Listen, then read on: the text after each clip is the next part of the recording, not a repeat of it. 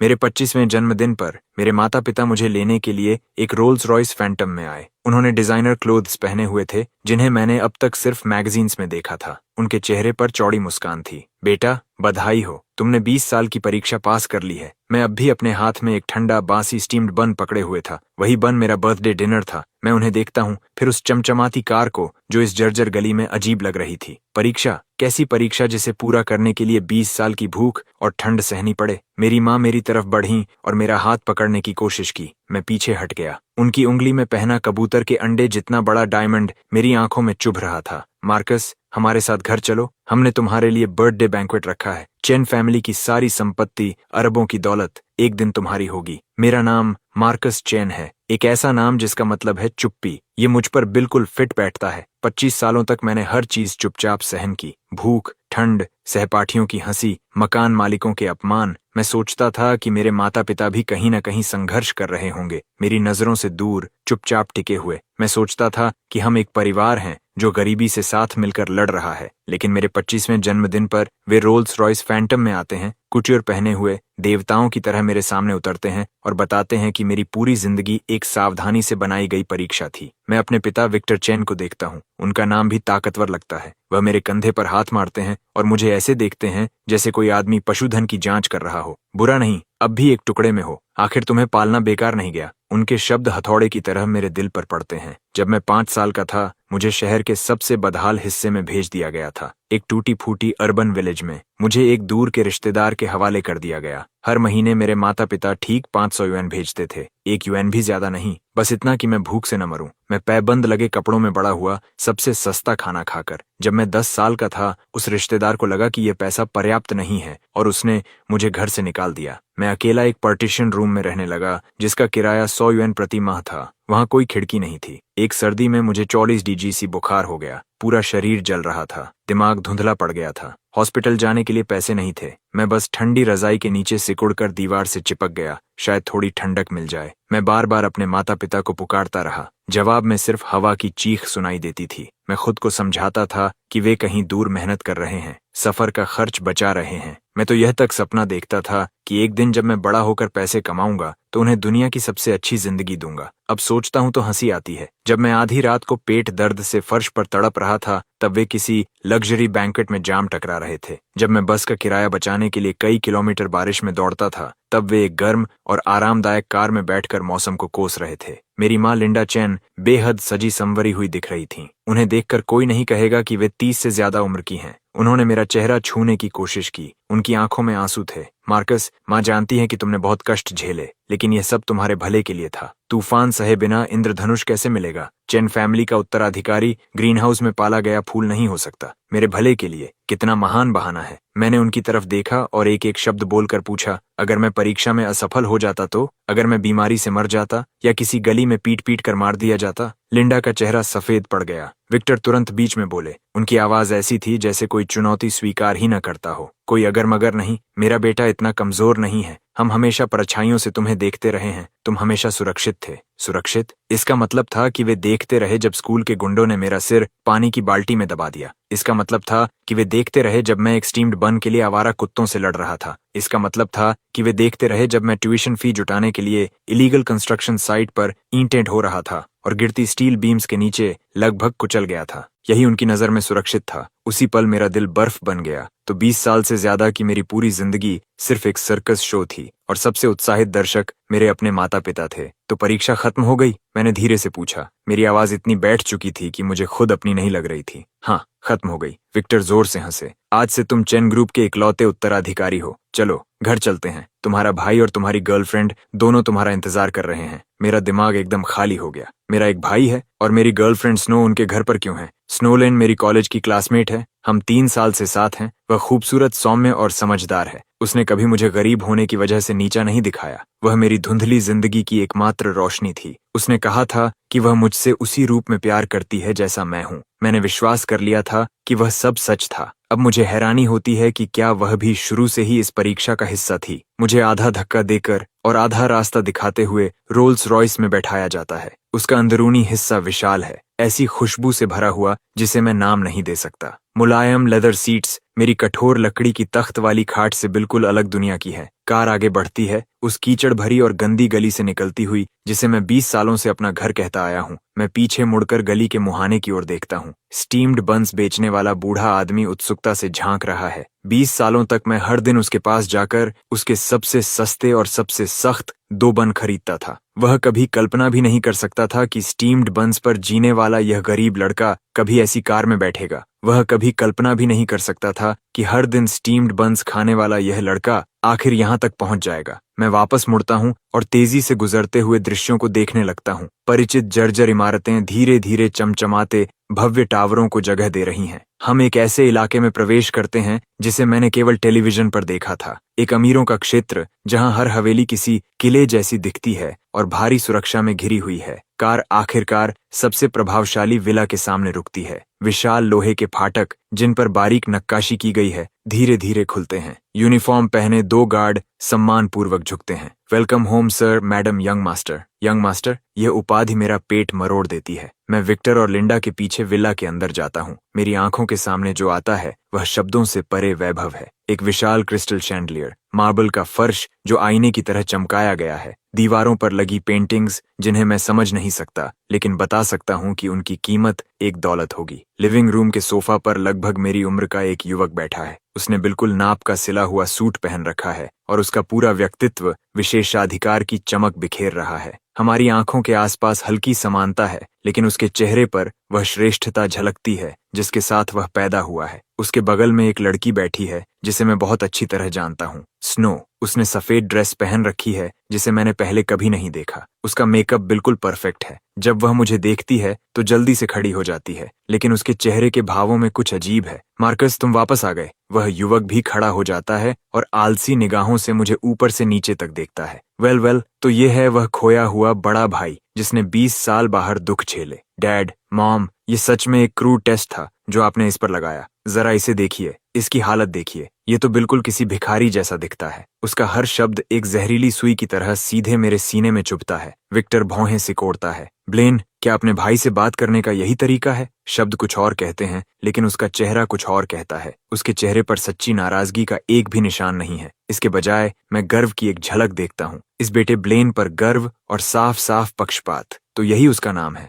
ब्लेन chain, brilliance. एक भाई का नाम साइलेंस, दूसरे का ब्रिलियंस। एक जो परछाइयों में खो जाने के लिए बना था, दूसरा जो रोशनी में चमकने के लिए। कितना काव्यात्मक। लिंडा आगे बढ़ती है, स्नो का हाथ पकड़ती है और उसे प्यार से थपथपाती है। स्नो प्रिय, तुम्हें इंतजार करवाने के लिए माफ करना। देखो, मार्कस वापस आ गया है ना? अब तुम दोनों के अच्छे दिन आने वाले हैं। स्नो मुझे एक अजीब मुस्कान देती है और उसकी आंखें दूसरी ओर खिसक जाती हैं। मैं उसे घूरता हूँ। ऐसा लगता है जैसे कोई अदृश्य हाथ मेरे दिल को जकड़ रहा हो, इतनी जोर से कि मैं मुश्किल से सांस ले पा रहा हूँ। तुम पहले से जानती थी, है ना? मैं उससे पूछता हूँ। तुम पहले से जानती थी, है ना? स्नो का चेहरा एकदम सफेद पड़ जाता है। वह अपने होंठ काटती है और मेरी आंखों में नहीं देख पाती। उसके बगल में बैठा ब्लेन हल्का सा हंसता है और उसकी तरफ से जवाब देता है, ओह मार्कस, ऐसा तो नहीं कि तुम सच में सोचते थे कि स्नो जैसी लड़की तुम्हारे जैसे गरीब लड़के से प्यार कर बैठेगी? मैं तुमसे साफ साफ कहता हूँ, स्नो को बहुत पहले ही हमारे माता पिता ने तुम्हारी होने वाली पत्नी के रूप में चुन लिया था। उसका तुम्हारे करीब आना, तुम्हारी समर्पित और अटूट प्रेमिका की भूमिका निभाना,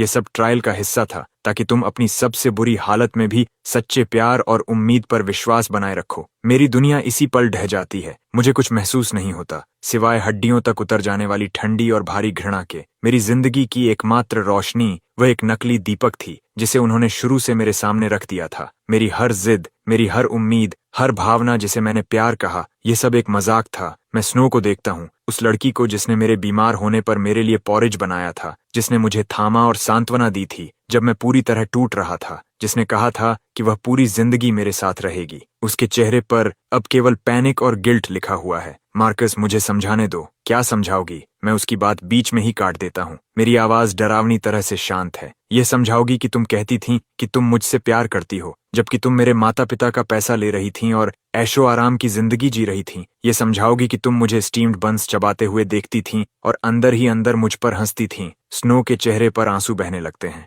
नहीं मार्कस, मैं बस बहुत हुआ। ब्लेन अधीरता से बीच में बोल पड़ता है। वह उसे पीछे अपनी ओर खींच लेता है जैसे कोई बॉडीगार्ड हो और मेरी तरफ मुड़ जाता है। ये सारा रोना धोना किस लिए है? मार्कस अब चेन फैमिली का यंग मास्टर है ना? और तुम जल्द ही एक बिलियनियर फैमिली की लेडी बनने वाली हो। तुम्हें और क्या चाहिए? फिर वह मेरी ओर मुड़ता है। उसका चेहरा, जो इतना मेरे जैसा दिखता है, तिरस्कार से विकृत हो जाता है। मार्कस, अपनी किस्मत से ज्यादा मत मांगो। स्नो ने इतने साल तुम्हारे साथ एक्टिंग की, तुम्हें खुद को लकी समझना चाहिए। अगर मैं होता तो एक दिन भी तुम्हारी गरीबी की बदबू बर्दाश्त नहीं कर पाता। एक बन को 2 मील्स में बांटना, 5 साल तक वही कपड़े पहनना, और तुम्हें शर्म भी नहीं आती। उसका हर शब्द किसी ब्लेड की तरह काटता है। मैं उसे अनदेखा कर देता हूँ। मेरी निगाहें स्नो पर टिकी रहती हैं। मुझे उसके मुंह से एक सच्चा शब्द चाहिए। क्या तुमने कभी मुझसे प्यार किया था? मैं पूछता हूँ, क्या तुमने कभी मुझसे प्यार किया था? एक दिन के लिए भी? एक सेकंड के लिए भी? मैं अपनी बची हुई सारी ताकत इस सवाल में लगा देता हूँ। स्नो कांप उठती है। उसका मुंह खुलता है, लेकिन ब्लेन की चेतावनी भरी नजर के नीचे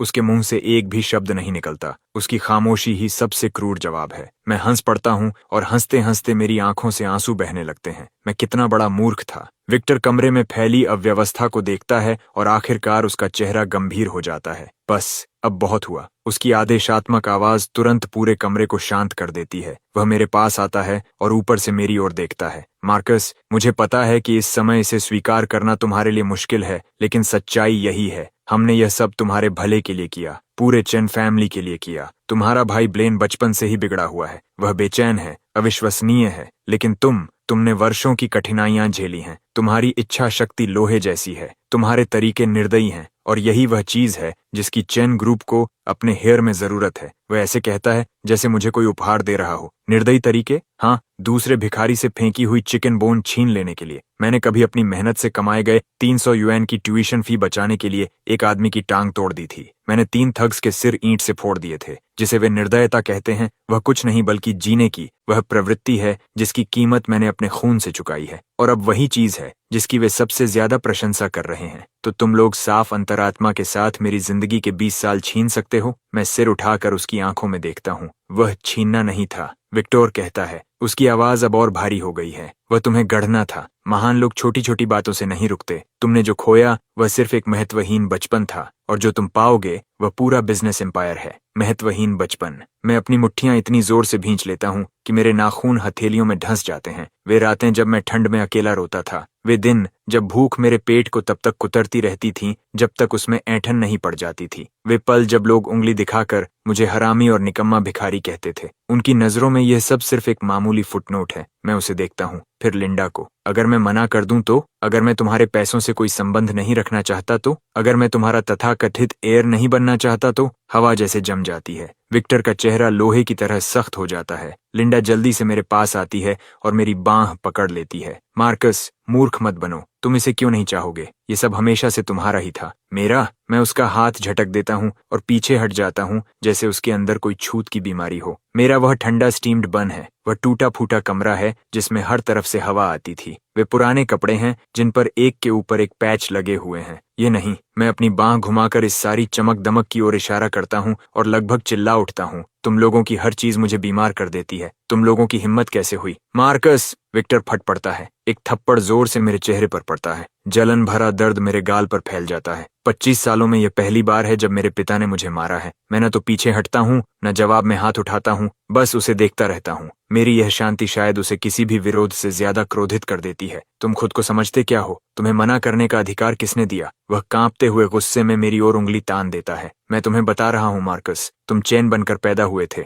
और चैन बनकर ही मरोगे। जिस पल तुम इस दुनिया में आए थे, उसी पल से तुम्हारी जिंदगी तुम्हारी नहीं रही। तुम मानो या मत मानो, तुम यहीं रहोगे। तुरंत ही 2 आदमी लंबे कदमों से अंदर आ जाते हैं। यंग मास्टर को उसके कमरे में ले जाओ। मेरी अनुमति के बिना वह उस दरवाजे के बाहर कदम नहीं रखेगा। मैं विरोध नहीं करता, या यूं कहूं कि विरोध करने की ताकत ही नहीं बची। मेरी अंदरूनी दुनिया पहले ही मलबे में बदल चुकी है। एक कठपुतली की तरह 2 गार्ड्स मुझे पकड़कर सीढ़ियों की ओर ले जाते हैं। जब हम ब्लेन के पास से गुजरते हैं, वह झुककर मेरे कान के पास आता है और इतनी धीमी आवाज में बोलता है कि सिर्फ मैं ही सुन सकूं। मार्कस, लड़ना बंद कर दो। तुम बस एक कुत्ते हो जिसे मॉम और डैड ने पट्टे पर बांध कर रखा था। अब मालिक तुम्हें घर वापस चाहते हैं। एक अच्छे कुत्ते की तरह रहो। भागने के बारे में सोचो भी मत और मेरी जगह के पीछे मत आना, वह मेरी है। बस एक अच्छे कुत्ते बने रहो। भागने के बारे में मत सोचो, जो मेरा है उसे मत छूना, वह मेरा है। मुझे एक कमरे के अंदर बंद कर दिया जाता है, एक ऐसा कमरा जो उन सारी जगहों से बड़ा है जहां मैं अपनी पूरी जिंदगी में रहा हूं। उसका अपना बाथरूम है, एक मुलायम किंग साइज्ड बेड है, फ्लोर टू सीलिंग विंडोज हैं जो बाहर एक सलीके से संवारे गए गार्डन की ओर खुलती हैं, और एक चमकता हुआ नीला पूल है।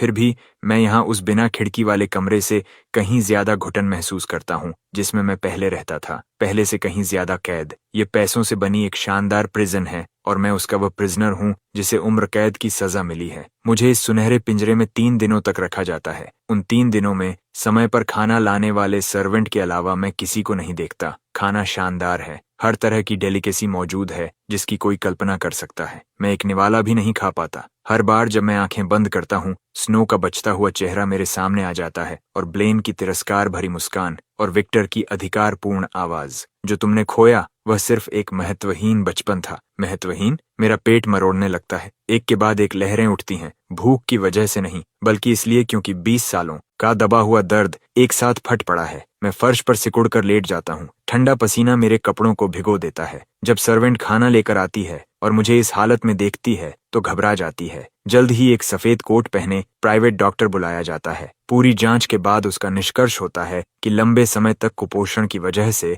क्रॉनिक गैस्ट्रिटिस हो गई है और उस पर गंभीर भावनात्मक सदमे ने एक्यूट स्पैज़म्स को ट्रिगर कर दिया है। वह मुझे एक इंजेक्शन देता है और प्रिस्क्रिप्शन लिखता है। जाते समय वह मुझे किसी दया जैसी नजर से देखता है और आह भरता है, यंग मास्टर, आपको चीजों का उजला पक्ष देखने की कोशिश करनी चाहिए। इस बात के लिए अपनी सेहत बर्बाद करना, यह इसके लायक नहीं है। नहीं, यह इसके लायक नहीं है। ऐसे लोगों के लिए अपना शरीर बर्बाद करना जो एक पल के विचार के भी लायक नहीं है, उससे ज्यादा बेकार चीज और कोई नहीं। जब दर्द थोड़ा कम होता है तो मैं खुद को फर्श से उठाता हूँ और पहली बार सच में इस कमरे को ध्यान से देखता हूँ। फिर मैं उस विशाल फ्लोर टू सीलिंग विंडो के पास जाता हूँ। दूसरी मंजिल, नीचे मुलायम घास है, कूदने से शायद मैं नहीं मरूंगा। दूसरी मंजिल, नीचे मुलायम घास, कूदने से शायद मैं नहीं मरूंगा। भाग निकलना, मुझे यहाँ से निकलना होगा। मैं किसी का हेयर नहीं बनना चाहता। मैं उन चेहरों को फिर कभी नहीं देखना चाहता। मैं बस अपनी दुनिया में वापस जाना चाहता हूँ, चाहे वह टूटी फूटी ही क्यों न थी। कम से कम वह असली तो थी। मैं योजना बनाना शुरू करता हूँ। विला की सुरक्षा बहुत कड़ी है, हर जगह कैमरास और गार्ड्स हैं।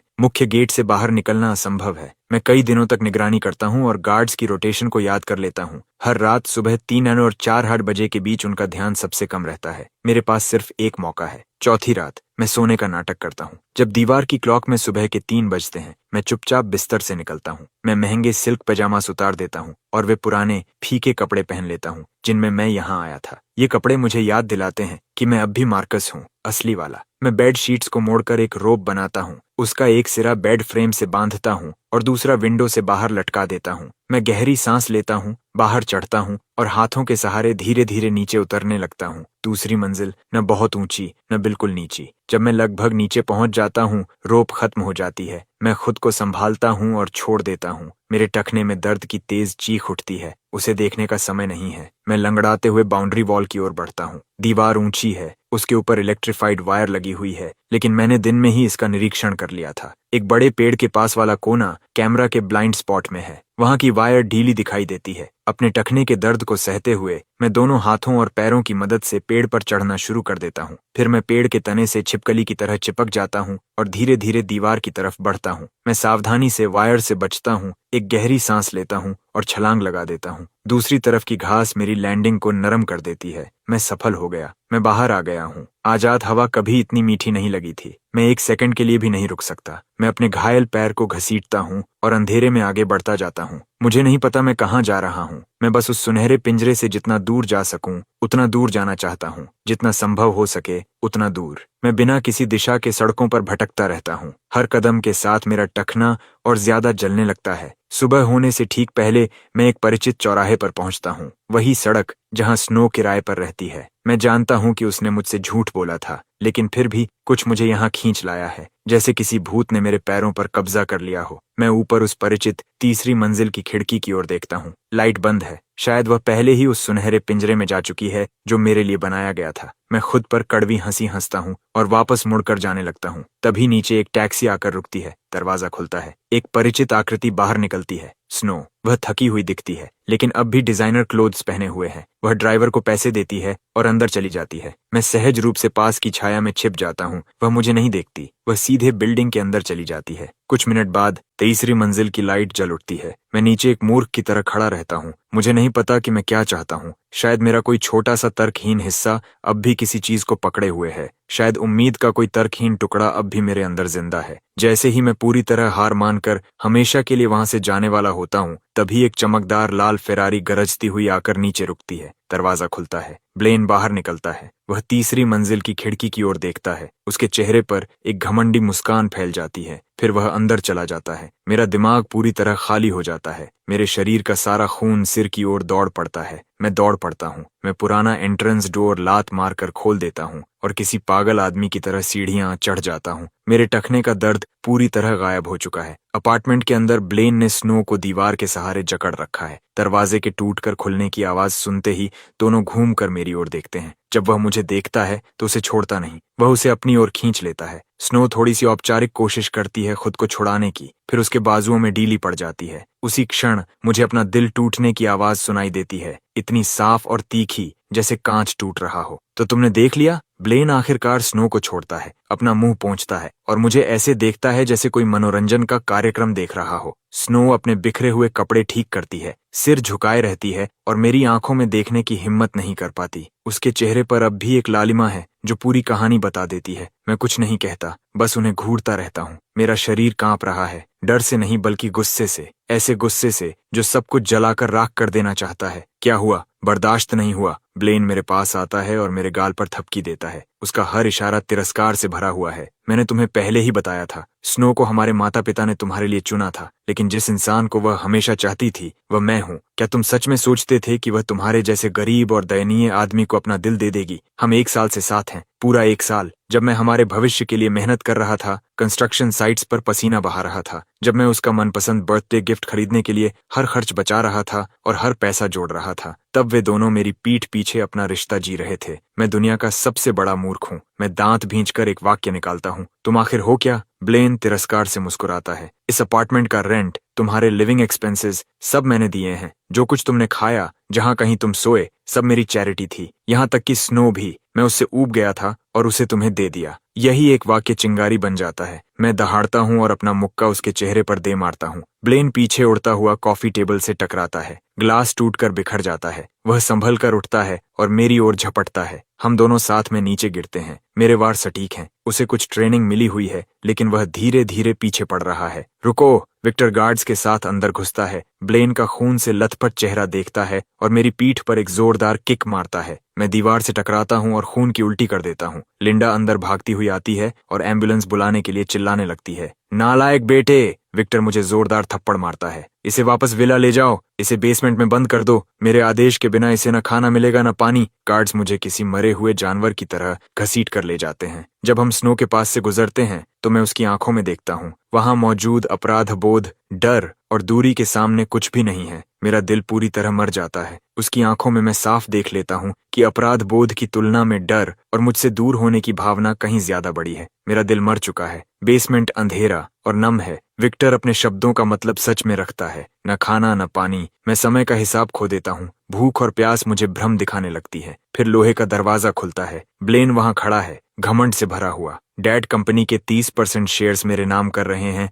और उन्होंने स्नो के साथ मेरी एंगेजमेंट भी मंजूर कर दी है। अगले महीने हमारी एंगेजमेंट है। तुम्हें आकर हमारे लिए टोस्ट करना चाहिए। वह मेरे पैर पर लात मारता है। घुटनों पर गिरकर मुझसे भीख मांगो और मैं तुम्हें बाहर निकलवा दूंगा। मैं उसे ऐसी आंखों से देखता हूँ जिनमें कुछ भी नहीं बचा। मेरी नजर उसे असहज कर देती है। जाने से पहले वह एक आखिरी बात कहता है, मैं तुम्हारी जिंदगी को जीता जागता नर्क बना दूंगा, और फिर चला जाता है। धुंधली चेतना के बीच कहीं मैं लिंडा को किसी से बहस करते हुए सुनता हूँ। फिर मुझे बाहर निकाला जाता है। पानी और ब्रॉथ दिया जाता है। जब मुझे होश आता है, मैं फिर उसी शानदार कमरे में लेटा हुआ हूँ। लिंडा बिस्तर के पास बैठी है। उसकी आंखें लाल हैं। वह समझाती है, हमने यह सब तुम्हारे भले के लिए किया। चेन ग्रुप को एक मजबूत हेयर चाहिए था और तुम ही हमारी एकमात्र उम्मीद थे। स्नो वाली बात के लिए, उसके लिए हम तुमसे माफी के कर्जदार हैं। मैं उसकी बात बीच में काट देता हूँ। मुझे एक फोन दो, एक अलग अकाउंट दो और आने जाने की आज़ादी दो। मैं हेयर बनना सीखूंगा, लेकिन मेरी शर्तों पर। मुझे किसी निकनेम से मत बुलाना, मेरे मामलों में दखल मत देना, और ब्लेन को उसके कर्मों की सजा मिलनी चाहिए। लिंडा मुझसे ब्लेन को छोड़ देने की विनती करती है,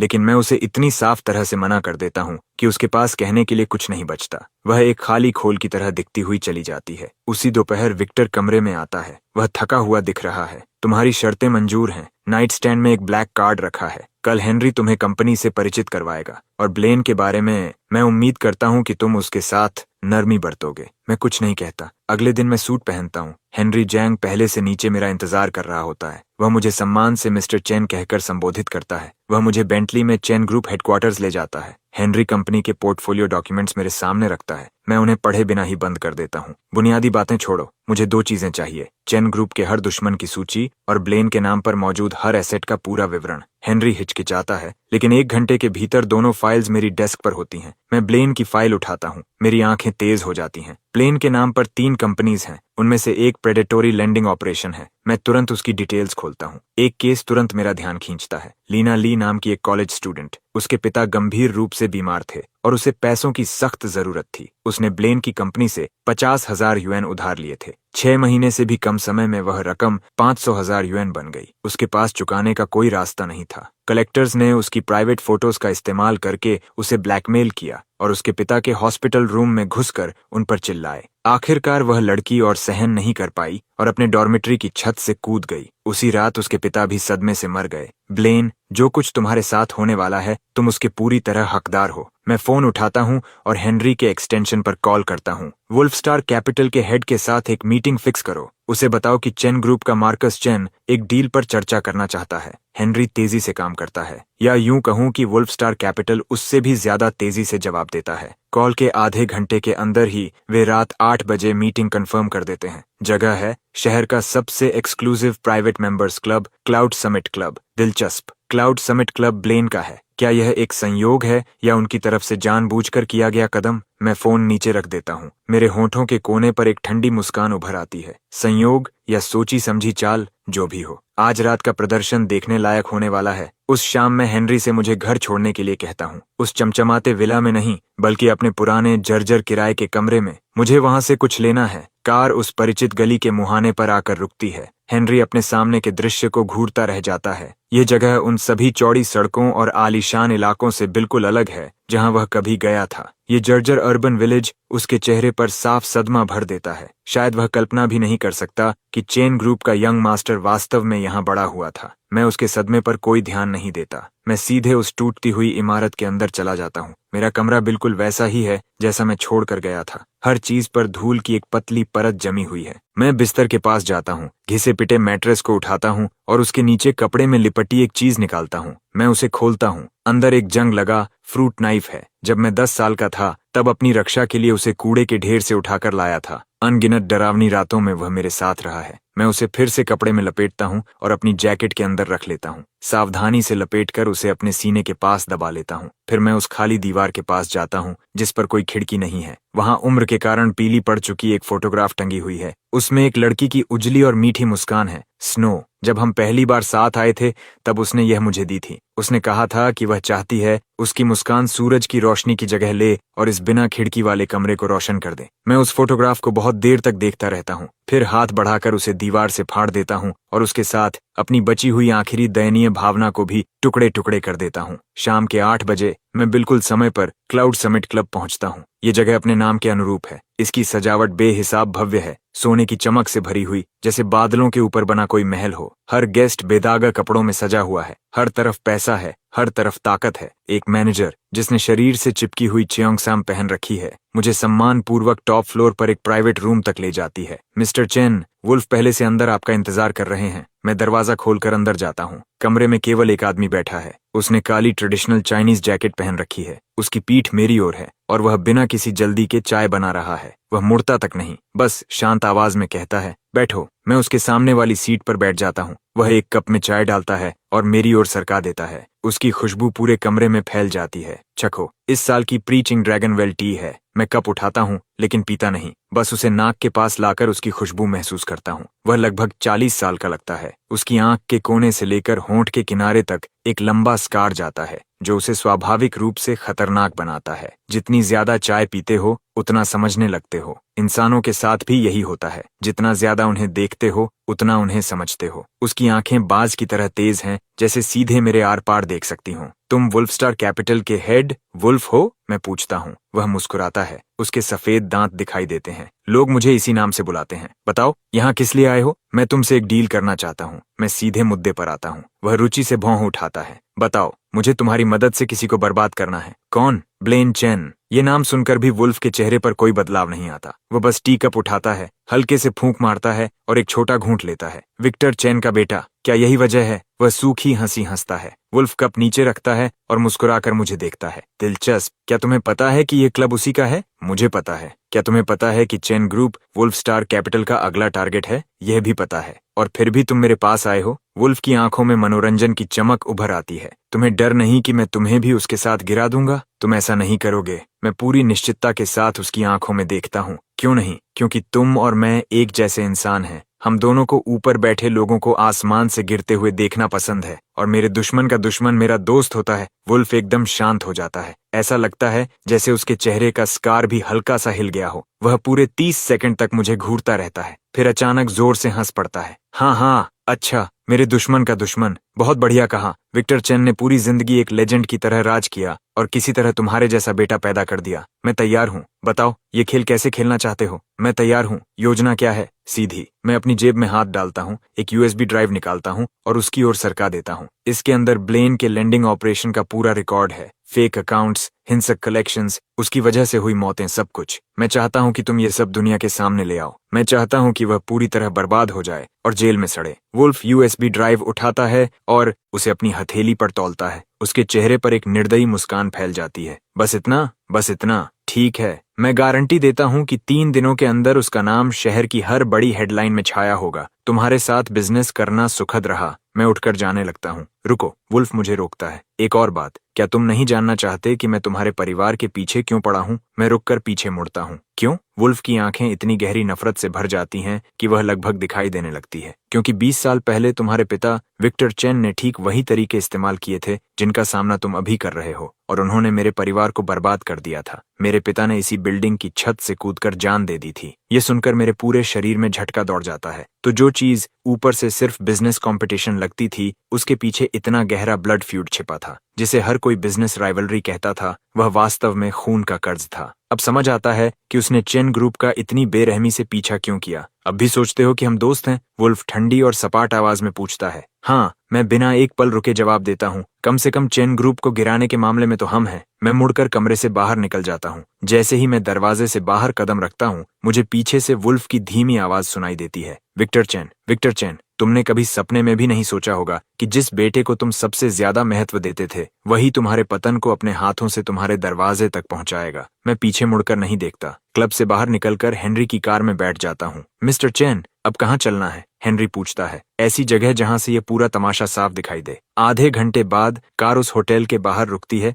जो ठीक उस वेन्यू के सामने है जहां ब्लेन और स्नो की एंगेजमेंट पार्टी होने वाली है। मैं सबसे अच्छे व्यू वाला स्वीट बुक करता हूँ। फ्लोर टू सीलिंग विंडो के सामने खड़ा होकर सड़क के उस पार चमकते होटल को देखता हूँ। शो शुरू होने वाला है। 3 दिन बाद ब्लेन और स्नो की एंगेजमेंट पार्टी में युनचोंग का हर बड़ा नाम आमंत्रित है। शहर का हर प्रभावशाली व्यक्ति बुलाया गया है। चेन फैमिली ने डाउनटाउन के सबसे शानदार 6 स्टार होटल को बुक किया है। पूरा आयोजन बेहद भव्य स्तर पर किया गया है। विक्टर चाहता है कि यह संबंध पूरी दुनिया को यह संकेत दे कि चेन ग्रुप की अगली पीढ़ी नेतृत्व संभालने के लिए तैयार है, लेकिन उसका हिसाब गलत है। पार्टी वाले दिन मैं वहां मौजूद नहीं हूं। मैं अपने स्वीट की विंडो के पास बैठा हूं, एक हाई पावर्ड टेलीस्कोप के साथ, और सड़क के उस पार होने वाली हर चीज को देख रहा हूं। शाम 6 बजे से गेस्ट्स का आना शुरू हो जाता है। लग्जरी कार्स प्रवेश द्वार के सामने कतार में लग जाती हैं। शानदार कपड़े पहने पुरुष और महिलाएं मुस्कुराते हुए रेड कारपेट पर चलते हैं। विक्टर और लिंडा होस्ट और होस्टेस की तरह दरवाजे पर खड़े होकर मेहमानों का स्वागत कर रहे हैं।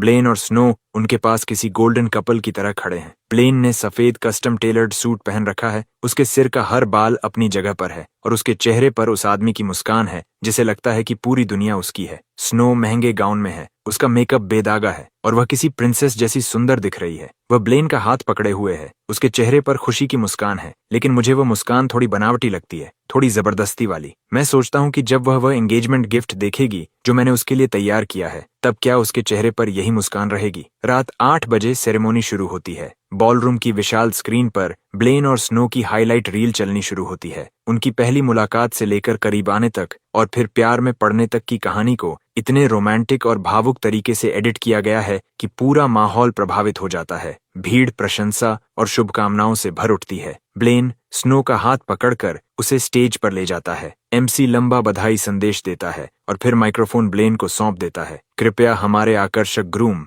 ब्लेन चेन का स्वागत करें, जो कुछ शब्द कहना चाहते हैं। ब्लेन माइक्रोफोन लेता है, गला साफ करता है और बनावटी स्नेह से स्नो की ओर देखता है। स्नो, क्या तुम्हें पता है कि तुमसे मिलना मेरी जिंदगी की सबसे बड़ी किस्मत थी? लेकिन वह अपना वाक्य पूरा भी नहीं कर पाता। बॉलरूम की विशाल स्क्रीन एक बार झिलमिलाती है और वह मीठी वीडियो अचानक स्टैटिक में बदल जाती है। कुछ ही क्षण पहले जो स्क्रीन उनकी प्रेम कहानी दिखा रही थी, वह काली हो जाती है। फिर बिना किसी चेतावनी के एक के बाद एक इमेजेस और फुटेज दिखाई देने लगते हैं। ये सब ब्लेन के लैंडिंग ऑपरेशन के सबूत हैं। बोरोवर्स की फोटोज जिनके चेहरे खून से लथपथ हैं, वीडियोस जिनमें कलेक्टर्स घरों में तोड़फोड़ कर रहे हैं और दीवारों पर पेंट फेंक रहे हैं, और फिर लीना ली का वीडियो सामने आता है। वह रो रही है, उस छलांग से पहले जिसने उसकी जान ले ली थी। प्लीज, मैं आपसे भीख मांगती हूँ, मुझे अकेला छोड़ दीजिए। मेरे पिता मर रहे हैं, मैं अपना अगला पूरा जीवन भी आपको चुकाने में लगा दूंगी। उस लड़की की टूटी हुई और निराश आवाज बॉलरूम के हर स्पीकर से गूंज उठती है। पूरा हॉल स्तब्ध रह जाता है। कुछ क्षणों के लिए कमरे में मौत जैसी खामोशी छा जाती है। फिर पूरा बॉलरूम विस्फोट की तरह फट पड़ता है। हे भगवान, ये क्या है? ब्लेन चेन इस तरह का लैंडिंग ऑपरेशन चला रहा था? घिनौना, उसने किसी को मौत तक पहुंचा दिया। चेन फैमिली ने ऐसा बेटा कैसे पैदा किया? स्टेज पर ब्लेन का चेहरा कागज की तरह सफेद पड़ जाता है। वह माइक्रोफोन पकड़े खड़ा है, पूरा शरीर कांप रहा है, लेकिन उसके मुंह से एक शब्द भी नहीं निकल रहा। वह वहीं खड़ा रह जाता है, कांपता हुआ और पूरी तरह निःशब्द। स्नो चीख मारती है और फर्श पर गिर पड़ती है। विक्टर सबसे पहले संभलता है। वह बैक स्टेज की ओर दौड़ता है और गरज कर चिल्लाता है, इसे बंद करो, अभी बंद करो। लेकिन अब बहुत देर हो चुकी है। स्क्रीन को रोका नहीं जा सकता। सबूत किसी सार्वजनिक फांसी की तरह लगातार चलते रहते हैं, बार बार सबके सामने दोहराए जाते हुए। इससे भी बुरा, किसी ने अथॉरिटीज को सूचना दे दी है। बॉलरूम के दरवाजे अचानक बाहर से खुलते हैं। यूनिफॉर्म पहने ऑफिसर्स की एक टीम अंदर आ जाती है। लीड ऑफिसर के हाथ में अरेस्ट वारंट है और वह सीधे स्टेज पर चढ़ जाता है। ब्लेन चेन, तुम पर illegal lending, violent debt collection, intentional assault और कई अन्य अपराधों का संदेह है। तुम्हें हमारे साथ चलना होगा। ठंडी हैंडकफ्स ब्लेन की कलाइयों पर बंद हो जाती हैं। नहीं, ये मैंने नहीं किया, मुझे फंसाया गया है। ब्लेन आखिरकार होश में आता है और बेतहाशा छटपटाने लगता है। डैड, डैड, मेरी मदद करो। विक्टर आगे बढ़ने की कोशिश करता है, लेकिन ऑफिसर्स उसे रोक लेते हैं। वह अपने सबसे प्यारे बेटे को किसी जानवर की तरह घसीट कर ले जाते हुए देखता है। वह अपने सबसे प्रिय बेटे को किसी कुत्ते की तरह बाहर ले जाते हुए देखता है। विक्टर गुस्से से कांप उठता है। फिर उसके भीतर कुछ टूट जाता है और वह सीधे जमीन पर गिर पड़ता है। विक्टर! लिंडा चीखती हुई उसकी तरफ दौड़ती है। पूरी एंगेजमेंट पार्टी एक पल में पूरी तबाही में बदल जाती है। मेहमान चूहों की तरह भागने लगते हैं, जैसे कोई भी चेन फैमिली से जुड़ा हुआ नहीं दिखना चाहता। रिपोर्टर्स खून की गंध पाकर टूट पड़ने वाली शार्क्स की तरह चारों तरफ फैल जाते हैं। कैमरास लगातार फ्लैश कर रहे हैं। मैं टेलीस्कोप नीचे रखता हूँ, टेबल से रेड वाइन का एक ग्लास उठाता हूँ और एक ही घूंट में खत्म कर देता हूँ। क्या तमाशा था। ब्लेन, जो एंगेजमेंट गिफ्ट मैंने तुम्हें भेजा है, क्या तुम्हें पसंद आया? मैं सड़क के उस पार फैली अफरा तफरी को देखता हूँ, लेकिन मेरे अंदर संतोष की एक भी लहर नहीं उठती। सिर्फ एक खोखलापन है, एक जमी हुई खालीपन। क्या बस इतना ही था? नहीं, यह तो सिर्फ शुरुआत है। तभी मेरा फोन बजता है। वुल्फ है। गिफ्ट मिल गया। उसकी आवाज में हल्का मनोरंजन है। मिल गया। काफी शानदार शो था। जल्दी मत करो, अभी और भी बाकी है। वुल्फ कहता है, मैंने पहले ही किसी से अनोनिमस रिपोर्ट दर्ज करवा दी है। चेन ग्रुप की टैक्स इवेजन और ब्राइबरी के सारे सबूत भेज दिए गए हैं। कल सुबह सबसे पहले टैक्स अथॉरिटीज और डिसिप्लिनरी इंस्पेक्टर्स चेन ग्रुप पहुंचेंगे। अगर विक्टर इस सब से बच भी गया, अगर वह जिंदा भी निकल आया, तब भी चेन फैमिली खत्म हो चुकी है। मैं चुप हो जाता हूँ। मैंने उम्मीद नहीं की थी कि वुल्फ के तरीके इतने निर्णायक होंगे। वह सिर्फ उन्हें गिरा नहीं रहा, वह उन्हें जड़ से उखाड़ रहा है। नरम पड़ रहे हो? वुल्फ शायद मेरी खामोशी समझ जाता है। नहीं। अच्छा, वुल्फ कहता है, मुझ पर भरोसा करो। मैंने वादा किया था कि मैं तुम्हें नुकसान नहीं पहुंचाऊंगा। जब चेन ग्रुप गिरेगा, मैं तुम्हारा हिस्सा अलग रखूंगा। मुझे उसकी जरूरत नहीं। मैं कहता हूँ, जो मुझे चाहिए होगा मैं खुद ले लूंगा। मैं कॉल काट देता हूँ और खिड़की के बाहर देखने लगता हूँ। शहर की नियॉन लाइट्स धुंधली रंगीन लकीरों में बदल जाती है। मैंने सोचा था कि बदला लेने से मुझे कुछ महसूस होगा, खुशी, राहत, कुछ तो। फिर मेरा दिल इतना खाली क्यों है? तभी दरवाजे पर नॉक होती है। मैं जाकर दरवाजा खोलता हूँ। बाहर खड़ी शख्सियत मुझे चौंका देती है। वह स्नो है। उसने अब भी वही सफेद गाउन पहन रखा है, लेकिन उसका किनारा दागों से भरा हुआ है। उसका मेकअप रो रो कर पूरी तरह बिगड़ चुका है। उसके बाल बिखरे हुए हैं। वह पूरी तरह टूट चुकी है। वह मेरी ओर देखती है। उसकी आंखों में डर और हताशा भरी हुई है। मार्कस, जैसे ही वह बोलती है, वह घुटनों के बल गिर जाती है। प्लीज प्लीज, प्लेन को छोड़ दो। मुझे पता है मैं गलत थी। सच में पता है कि मैं गलत थी। ये सब तुमने किया है ना? प्लीज, मैं तुमसे भीख मांगती हूँ। सिर्फ इस एक बार उसे छोड़ दो। वह मेरी टांगों को पकड़ लेती है और ऐसे रोने लगती है जैसे उसके अंदर कुछ फट रहा हो। मैं नीचे घुटनों पर बैठी स्नो को देखता हूँ। वही औरत जिससे मैंने कभी अपनी पूरी आत्मा से प्यार किया था, और अब वह किसी दूसरे आदमी के लिए गिड़गिड़ा रही है। मेरे दिल में हलचल तक नहीं होती। तुम्हें क्यों लगता है कि यह मैंने किया? मैं सपाट आवाज में पूछता हूँ। और कौन कर सकता था? स्नो सिर उठाती है। उसकी आंखें आंसुओं में डूबी हुई हैं। मुझे पता है कि तुम हमसे नफरत करते हो, मुझसे नफरत करते हो, ब्लेन से नफरत करते हो, अपने माता पिता से नफरत करते हो, लेकिन ब्लेन निर्दोष है। वह सिर्फ तुम्हारे माता पिता की वजह से बिगड़ गया था। उसके दिल की गहराई में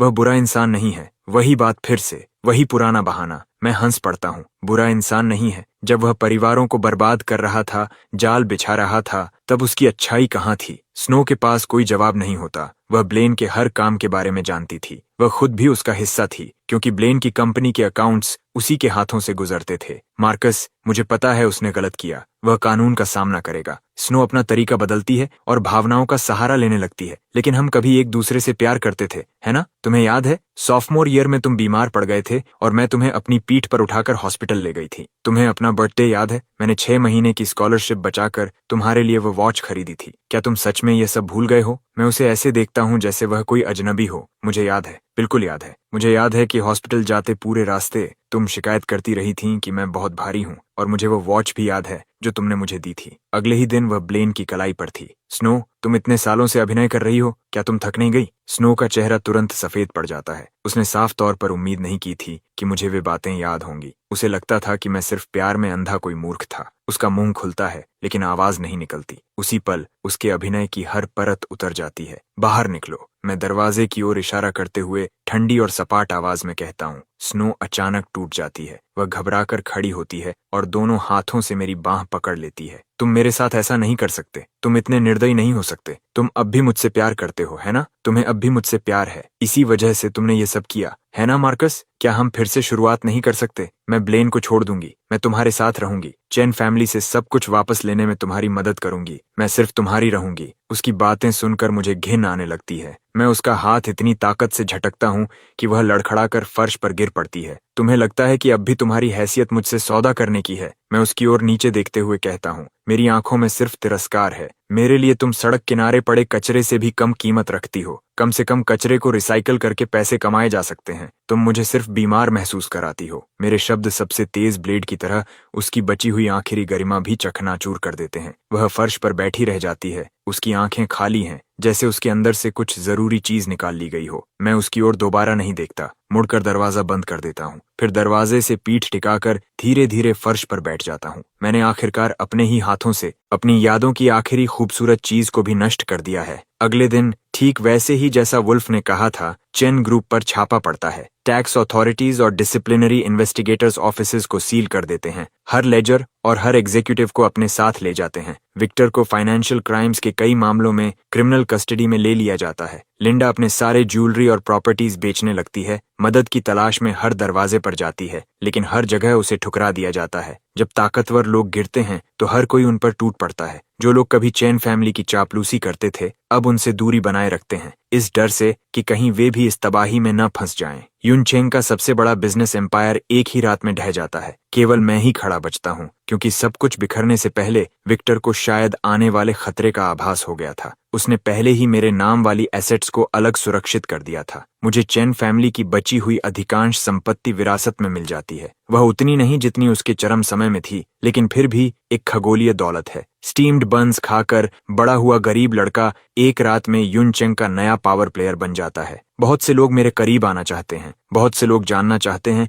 कि मैं इस तूफान से बिना नुकसान के कैसे निकल आया। मैं सबको नजरअंदाज कर देता हूँ। सबसे पहला काम जो मैं करता हूँ वह है उस चमचमाती विला को बेच देना। फिर मैं वापस उसी गली में लौटता हूँ जिसने मुझे बड़ा किया था। मैं उस बूढ़े आदमी को ढूंढता हूँ जो स्टीम्ड बन्स बेचता था और उसके स्टॉल के बगल वाली छोटी दुकान खरीद लेता हूँ। मैं एक छोटा रेस्टोरेंट खोलता हूँ, कुछ भी शानदार नहीं, बस कुछ साधारण होम कुक्ड डिशेस जिन्हें मैं खुद बनाता हूँ। ओपनिंग डे पर एक अप्रत्याशित मेहमान अंदर आता है, वुल्फ, अब भी उसी काली जैकेट में। उसके चेहरे का स्कार दोपहर की धूप में पहले जितना डरावना नहीं लगता। वह अकेले बैठता है और ब्रेज्ड पोर्क तथा बियर की एक बॉटल मंगवाता है। वह धीरे धीरे खाना खाता है। जब वह खत्म कर लेता है तो मेरी ओर देखकर सिर्फ एक बात कहता है, अच्छा खाना बनाते हो, धन्यवाद। मैं जवाब देता हूँ, अब क्या योजना है? वह पूछता है, इस जगह को अच्छी तरह चलाना, शांतिपूर्वक जीना, मैं कहता हूँ। वुल्फ मुस्कुराता है, तुम जैसा इंसान जो पूरी जिंदगी किचन में बिताकर संतुष्ट हो जाए, क्यों नहीं? मैं पलट कर पूछता हूँ, क्योंकि कम से कम यहाँ मैं जो भी खाना खाता हूँ वह साफ है।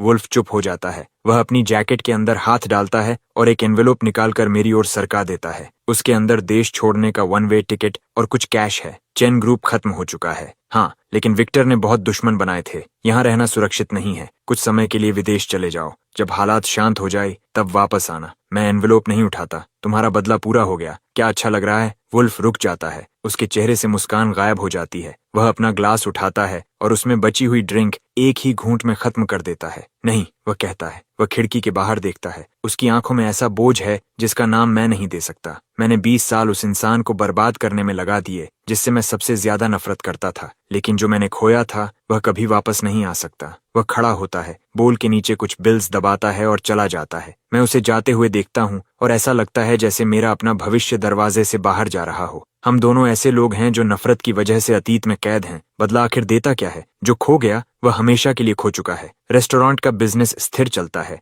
भले ही बहुत शानदार नहीं। मैं सूरज के साथ उठता हूँ और उसके डूबने पर आराम करता हूँ। जिंदगी बिना हवा वाले तालाब की तरह शांत और स्थिर है। मुझे लगता है कि यह हमेशा ऐसी ही रहेगी, जब तक कि एक दिन वह महिला अंदर नहीं आती और सब कुछ बदल नहीं देती। उसका नाम सनी सू है। वह सड़क के उस पार फ्लावर शॉप चलाती है। वह खूबसूरत है, स्नो जैसी चमकदार और बनावटी खूबसूरती नहीं, बल्कि कुछ गर्म और सहज। वह हमेशा लिनन ड्रेसेस पहनती है। जब वह मुस्कुराती है उसकी आंखें आधे छाछ जैसी मुड़ जाती हैं। वह हर दिन आती है, मेन्यू में सबसे सस्ते नूडल्स मंगाती है, चुपचाप कोने में बैठकर खाती है और फिर चुपचाप चली जाती है। कभी कभी वह मेरे लिए फूल भी लाती है, कुछ महंगा नहीं, बस सड़क किनारे से तोड़े गए वाइल्ड डेजीज। वह कहती है, तुम हमेशा इतने अकेले और थोड़े उदास लगते हो, इसलिए मैं तुम्हारे लिए फूल लाई हूँ। शायद इससे थोड़ा अच्छा महसूस हो। मुझे समझ नहीं आता कि क्या जवाब दूं। मैं बस उन्हें चुपचाप स्वीकार कर लेता हूँ और शॉप की सबसे दिखाई देने वाली वास में रख देता हूँ। धीरे धीरे हम एक दूसरे को जानने लगते हैं। मुझे पता चलता है कि वह भी यहाँ अकेले अपनी जिंदगी बना रही है। उसे मेरे अतीत के बारे में भी पता चलता है, लेकिन बाकी लोगों की तरह वह मुझे दया या जिज्ञासा से नहीं देखती। वह बस इतना कहती है, वह सब अब पीछे छूट चुका है। ये 4 साधारण शब्द मेरे लिए किसी भी सांत्वना से ज्यादा मायने रखते हैं। मेरा दिल, जिसे मैंने इतने लंबे समय से जमा रखा था, धीरे धीरे पिघलने लगता है। मैं हर दिन उससे मिलने का इंतजार करने लगता हूँ। मैं फिर से किसी के सामने मुस्कुराना सीखने लगता हूँ। मैं यह कल्पना भी करने लगता हूँ कि शायद मैं फिर से एक सामान्य इंसान की तरह प्यार कर सकता हूँ। शायद मैं बस जी सकता हूँ। लेकिन जैसे ही मुझे लगता है कि जिंदगी आखिरकार बदल रही है, सब कुछ टूट जाता है। उस दोपहर सनी हमेशा की तरह नूडल्स खाने आती है। हम बात कर ही रहे होते हैं कि रेस्टोरेंट का दरवाजा लात मारकर खोल दिया जाता है। कई गुंडे जैसे दिखने वाले आदमी अंदर घुसते हैं। सबसे आगे खड़ा आदमी गंजा है और उसकी बांह पर एक भयानक ड्रैगन टैटू बना हुआ है। मार्कस चेन कौन है? गंजा आदमी गरजती आवाज में पूछता है। मैं खड़ा हो जाता हूँ और सनी के सामने आ जाता हूँ। मैं हूँ। गंजा आदमी मुझे ऊपर से नीचे तक देखता है और पीले दांत दिखाते हुए मुस्कुराता है। किसी ने तुम्हारी एक टांग के लिए अच्छा पैसा दिया है। मेरा पेट डूब जाता है। मुसीबत आखिरकार मुझे ढूंढ ही लेती है। विक्टर के दुश्मन या ब्लेन के बचे हुए लोग। सोचने का समय नहीं है। गंजा आदमी हाथ हिलाता है और उसके पीछे खड़े आदमी स्टील पाइप्स लेकर मेरी तरफ बढ़ने लगते हैं। सनी चीख उठती है, ट्रो मत। मैं एक पल के लिए उसके कंधे पर हाथ रखता हूँ, फिर किचन रैक से एक क्लीवर उठा लेता हूँ। अच्छी तरह सोच लो, अगर तुमने मुझे छुआ तो तुम भी साफ साफ नहीं बचोगे। मैं ब्लेड पकड़कर उनके सामने ठंडे और स्थिर भाव से खड़ा हो जाता हूँ। मुझे और मुसीबत नहीं चाहिए, लेकिन मैं उससे डरता भी नहीं हूँ। अगर वे मुझे मजबूर करेंगे तो मुझे उन्हें याद दिलाने में कोई परेशानी नहीं कि सड़कों पर बिताए मेरे 20 साल बेकार नहीं गए। गंजा आदमी मेरे हाथ में क्लीवर देखता है और जरा भी नहीं डरता, बल्कि उसे यह और मजेदार लगता है। अरे वाह, इसमें तो हिम्मत भी है। पकड़ो इसे लड़कों, पकड़ो इसे। जो होगा उसकी जिम्मेदारी मैं लूंगा। लड़ाई अब टल नहीं सकती। मुझे लड़ना आता है, लेकिन उनकी संख्या ज्यादा है और उनके पास हथियार भी हैं। मैं जल्दी ही पीछे धकेला जाने लगता हूँ। एक स्टील पाइप मेरी बांह पर जोर से लगता है और क्लीवर मेरे हाथ से उड़कर दूर जा गिरता है। गंजा आदमी मुस्कुराता है और कदम दर कदम मेरी ओर बढ़ने लगता है। बेटे, अगले जन्म में अपनी आंखें थोड़ा और खोल कर रखना। ऐसे दुश्मन मत बनाना जिन्हें तुम संभाल नहीं सकते। वह स्टील पाइप को पूरी ताकत से मेरी टांग की तरफ घुमाता है। मैं आंखें बंद कर लेता हूँ और वार झेलने के लिए खुद को तैयार कर लेता हूँ, लेकिन दर्द नहीं आता। मैं आंखें खोलता हूँ और ऐसा दृश्य देखता हूँ जिसे मैं अपनी पूरी जिंदगी कभी नहीं भूल पाऊंगा। सनी, वह कोमल लड़की जो हमेशा धीमी और नरम आवाज में बात करती है, मेरे सामने खड़ी है। स्टील पाइप सीधा उसकी पीठ पर पड़ा है। उसके मुंह से दर्द भरी दब गई चीख निकलती है और वह जमीन पर गिर जाती है। उसके माथे से खून बह रहा है और उसकी सफेद लिनन ड्रेस को लाल कर रहा है। सनी, मेरी आंखों में ऐसा गुस्सा भर उठता है जैसा मैंने पहले कभी महसूस नहीं किया था। मेरे अंदर से एक दहाड़ निकलती है। मुझे नहीं पता ताकत कहाँ से आती है। मैं जमीन से उछल पड़ता हूँ और गंजे आदमी पर टूट पड़ता हूँ। अपने दांत उसकी गर्दन में गड़ा देता हूँ। मैं पूरी ताकत लगा देता हूँ, जैसे उसके शरीर का एक हिस्सा नोच लेना चाहता हूँ। गंजा आदमी सूअर की तरह चीख उठता है। बाकी लोग जम जाते हैं। शायद उन्होंने कभी किसी को इस तरह लड़ते नहीं देखा था, जैसे उसके पास खोने के लिए कुछ भी बाकी ना हो। तभी रेस्टोरेंट के बाहर पुलिस सायरन्स की तेज आवाज गूंज उठती है। किसी ने पुलिस बुला ली है। वे आदमी एक पल में स्थिति समझ जाते हैं, अपने पाइप्स छोड़ते हैं और भाग जाते हैं। मैं उनका पीछा नहीं करता।